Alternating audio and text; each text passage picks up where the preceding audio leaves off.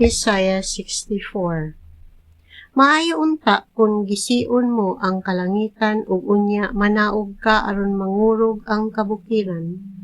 Mangurog gayud sila sama sa tubig nga mubukal tungod sa siga sa kalayo.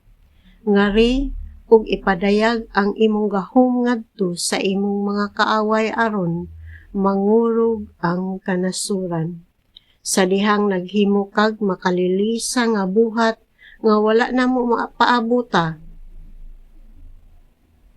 Nanaog ka ug nangurog ang kabukiran tungod sa kahadlok kanimo. Sukad masukad wala pagayoy nakadungog o nakakita og Dios nga sama kanimo, Dios nga mutabang niadtong mosalig kanimo. Gikahimut-an mo ang nagkinabuhig nga tarong ug nagtuman kanimo pinaagi sa pagbuhat sa imong mga sugo. Apan nasuko ka sa dihang nakasala kami ug nagpadayon kami sa pagpakasala sa dugayng panahon. Sama kami sa taong hugaw ug ang among matarong nga buhat saman lamang sa hugawng pahiran.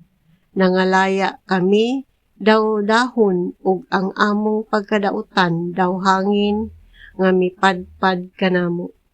Wala gayoy misangpit sa imong ngalan ug mibangon aron pagdangop kanimo. Gitago mo ang imong naong gikan kanamo ug gipasagdan mo kami tungod sa among mga sala. Apan amahan ka gihapon namo o Ginoo. Kami ang lapok, ikaw ang magkukulon.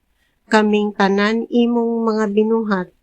Busa, ayaw in taon, palabig kasuko o Ginoo. Ug ayaw in taon, hinumdumi, hangtod sa hangtod ang among kasalanan. Una-unaa nga kami imong katawhan. Nahimo nang kamingawan ang balaan mong mga syudad. Ang Sion, nahimo ng deserto, nagmingaw na ang Jerusalem. Gisunog ang among balaan ug matahom nga templo, diin gisimba ka sa among katigulangan, ug nangagun-ob ang tanang matahom namong mga dapit. Dili ka ba lamang magdatagad bisan pa niining tanan o Ginoo? Magpakahilom ka ba lamang, ug sakiton mo ba kami pag-ayo?